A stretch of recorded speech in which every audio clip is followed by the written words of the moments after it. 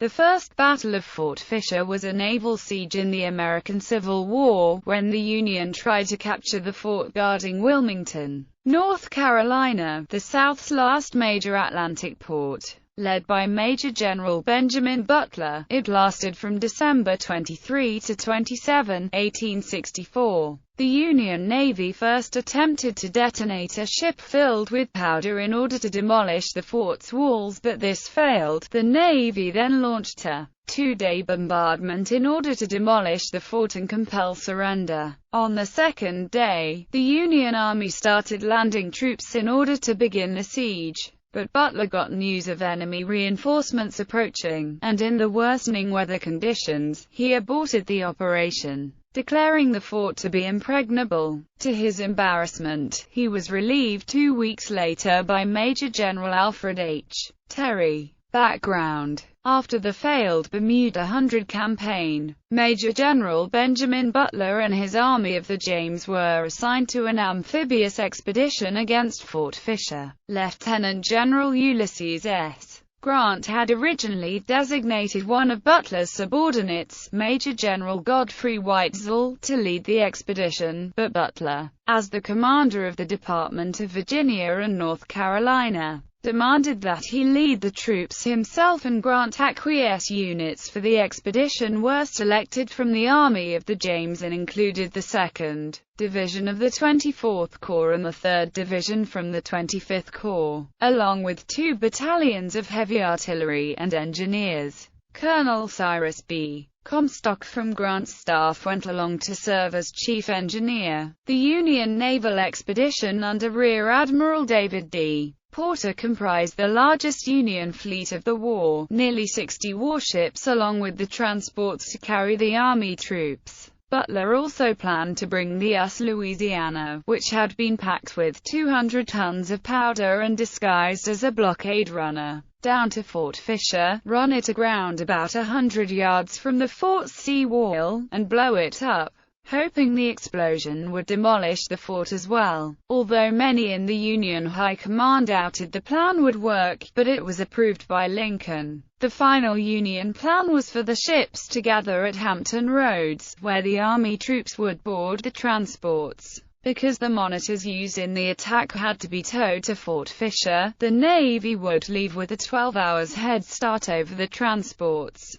The warships would refuel at Beaufort, then meet the transports at Fort Fisher, when the Louisiana would be detonated and the troops landed under the fire of the warships. Fort Fisher, on Confederate Point, nicknamed the Gibraltar of the Confederacy, was a formidable target commanding the Cape Fear River. It encompassed 14,500 feet squared and was surrounded by a 10-foot parapet and a network of bomb-proofs, most of which were 30 feet high. Many obstructions were laid around it, including landmines, abatis, and deep ditches. There were more than 50 heavy cannon, including 15 Columbiads and a 150-pounder Armstrong gun, behind a 60-foot mound of earth near the sea, named the Mound Battery. The fort's garrison of 1,400 men was commanded by Colonel William Lamb. Additional reinforcements were available from General Braxton Bragg at Sugarloaf, 4 miles away. This force consisted of Major General Robert F. Hoke's division from the Army of Northern Virginia, which arrived on December 13.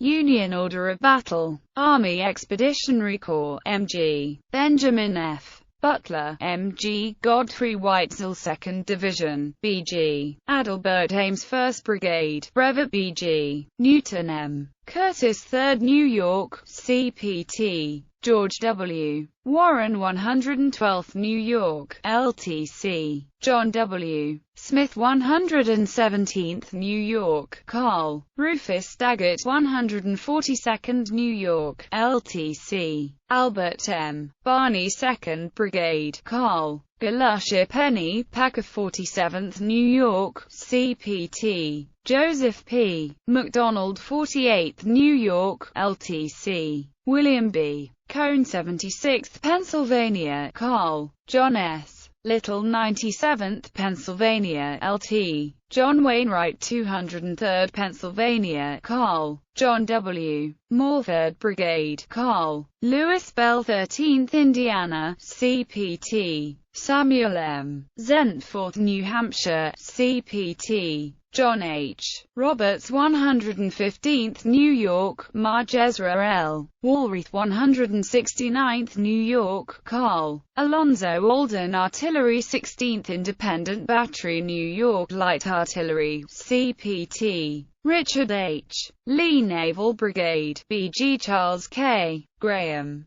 3rd Division, BG. Charles J. Payne 2nd Brigade, Col. John W. Ames 4th USCT, LTC. George Rogers 6th USCT, LTC. Clark Royce 30th USCT, LTC. Hiram A. Oakman 39th USCT, Col. Ozora P. Stearns 3rd Brigade, Col. Elias Wright 1st USCT, LTC. Giles H. Rich 5th USCT, Col. Giles W. Short left 10th USCT, LTC. Edward H. Powell 37th USCT, Col. Nathan Goff Jr. 107th USCT, LTC. David M. Sells Artillery Battery E, 3rd U.S. Artillery, LT. John Myrick, Navy North Atlantic Blockading Squadron, Rear Admiral David D. Porter, Line Number 1.0 US Canonicus, LCDR, George Belknap US Huron, LCDR, Thomas O. Selfridge, Jr., US Kansas, LCDR, Pendleton G. Wadmer US Mahopac, LCDR, Edward Potter US Monadnock, CMDR, Enoch G. Parrott US New Ironsides, CMDR, William Radford US Nyack, LCDR, L. Howard Newman US Pequot, LCDR, Daniel L. Brain US Pontosuc, LCDR, William G. Temple US Saugus, CMDR, Edmund R. Colquhoun US Unadilla, LCDR, Frank M. Ramsey, Line Number 2 US Bagnonia, LT, Warrington D. Roth US Brooklyn, CPT, James Alden US Colorado, CDRE, Henry K. Thatcher US Juniata, CPT, William Rogers Taylor US Mackinac, CMDR, John C. Beaumont US Maumee, LCDR, Ralph Chandler US Minnesota, CDRE, Joseph Landman US Mohican, CMDR, Daniel Ammon US Pawtuxet, CMDR, James H. Spots US Powhatan, CDRE, James F. Schenck US Seneca, LCDR, Montgomery Sicard US Shenandoah, CPT, Daniel B. Ridgely US Susquehanna, CDRE, Sylvanus William Godden US Ticonderoga, CPT, Charles Steedman US Tuscarora, CMDR, James M. Fraley US Vanderbilt, CPT, Charles W. Pickering US Wabash, CPT, Mellington Smith US Yantic, LCDR, Thomas C. Harris,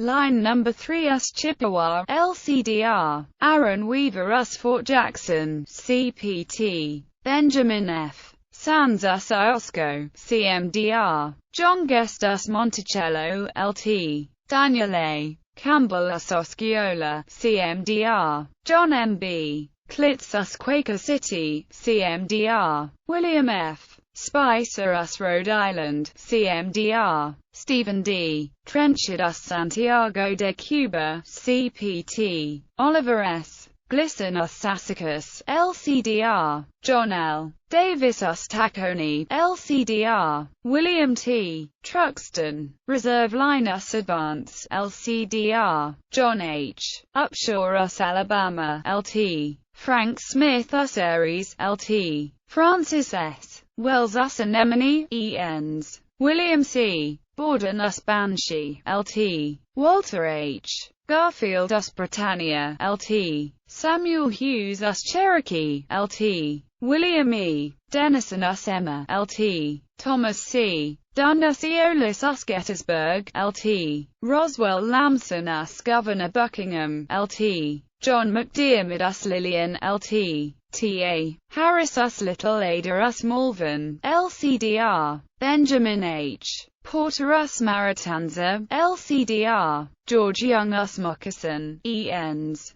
James Brown us Montgomery, Lt. Edward H. Forson us Nansmond us R. Cooler, CMDR. Charles Henry Bromedge Caldwell us Tristram Shandy, Lt. Edward F. Devons us Wilderness. Confederate Order of Battle. District of Cape Fear, MG. William H. C. Whiting Fort Fisher, Garrison, Col. William Lamb 10th North Carolina, LTC. John P. W. Reed Marge. James Riley 36th North Carolina, Col. William Lamb 40th North Carolina 1st Battalion North Carolina Junior Reserves, Marge. D.T. Millard 1st Battalion North Carolina Heavy Artillery, Co. D.C.P.T. James L. McCormick 3rd Battalion North Carolina Light Artillery, Co. C.P.T. John M. Sutton 13th Battalion North Carolina Light Artillery, Co. D.C.P.T. Zachariah T. Adams Confederate Navy Detachment, Lt. Robert T. Chapman Confederate Marine Corps Detachment, CPT. A.C. Van Benthuysen, Hoke's Division, MG. Robert F. Hoke Haggard's Brigade, BG. Johnson Haggard 7th South Carolina Battalion, LTC. James H. Ryan 11th South Carolina, Col. F. Hagant 21st South Carolina, Col. Robert F. Graham 25th South Carolina, CPT. James Carson 27th South Carolina Kirkland's Brigade, BG. William Kirkland 17th North Carolina, LTC. Thomas H. Sharp 42nd North Carolina, Col. John E. Brown 66th North Carolina, Col. John H. Nethercutt Connolly's Brigade, North Carolina Reserves, Col. John K. Connolly 4th Battalion North Carolina Junior Reserves, Marge. John M. Reese 7th Battalion North Carolina Junior Reserves, Marge. William F. French 8th Battalion North Carolina Junior Reserves, Marge. James Ellington 8th Battalion North Carolina Senior Reserves, Col. Almond McCoy Artillery Sutherland's Battery, CPT. Thomas J. Sutherland Paris's Battery, Staunton Hill Artillery, CPT. Andrew B. Paris. Battle. The Union forces prepared to leave Hampton Roads on December 10, but a winter storm hit the fleet for 3 days, preventing the fleet's departure until the 14th. The transports carrying Butler's force arrived at Fort Fisher first, since the Navy took longer to refuel at Beaufort than expected. When Porter's ships arrived on the 19th, another storm hit the fleet, causing some ships to scatter and forcing the Army transports to return to Beaufort. After the storm subsided on the 23rd, Porter decided to start the attack without Butler, ordering the Louisiana to be blown up that night.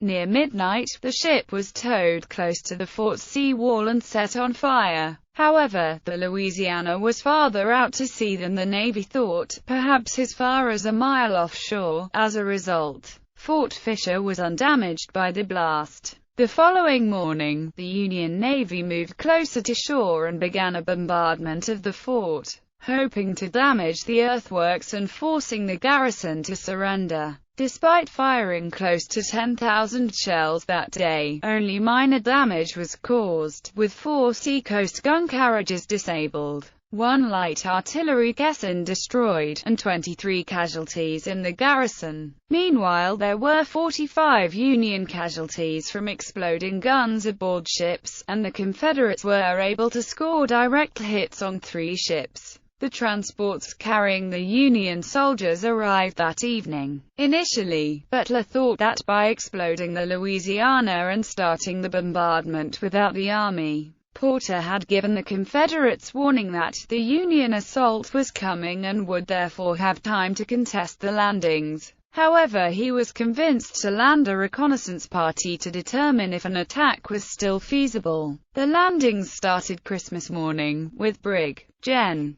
Adalbert Ame's division the first to be ashore, while the Navy continued bombarding the fort. The Union troops captured a battery protecting the beach north of Fort Fisher, and accepted the surrender of the 4th and 8th North Carolina Junior Reserve Battalions, which had been cut off by the Union landings. After setting up a defensive line, Ames sent the brigade of N. Martin Curtis towards the fort to see if it could be attacked. Curtis found the land wall lightly defended and was prepared to attack, but was prevented from doing so by Ames. Butler was convinced that the fort was undamaged and too strong for an assault. He had also received word that Hoke's division was a few miles north of the fort, and another storm was forming in the area. All this convinced him to hold the landings and order the troops on the beach to return to the ships. The entire Union fleet then returned to Hampton Roads. Aftermath: the fiasco at Fort Fisher, specifically Butler's disobeyance of his direct orders which Butler failed to communicate either to Porter or to Weitzel, gave Grant an excuse to relieve Butler, replacing him in command of the Army of the James by Major General Edward Ord. President Abraham Lincoln, recently re-elected, no longer needed to keep the prominent Republican in the Army, and he was relieved on January 8, 1865. To Butler's further embarrassment, Fort Fisher fell 1 week later when Major General Alfred H. Terry led a second assault against the Confederate stronghold, while defending his decision to break off the attack before the Joint Committee on the Conduct of the War. Butler had deemed the fort impregnable. Confederate losses amounted to 5 killed and mortally wounded, 56 wounded, and 600 captured, while the damage caused by the bombardment was quickly repaired. Blockade runners continued using the port. The next ships to arrive did so the very night the Union fleet withdrew. Although Whiting and Lamb were convinced that the Union force would shortly return, Bragg withdrew Hoke's division back to Wilmington and started making plans to recapture New Bern.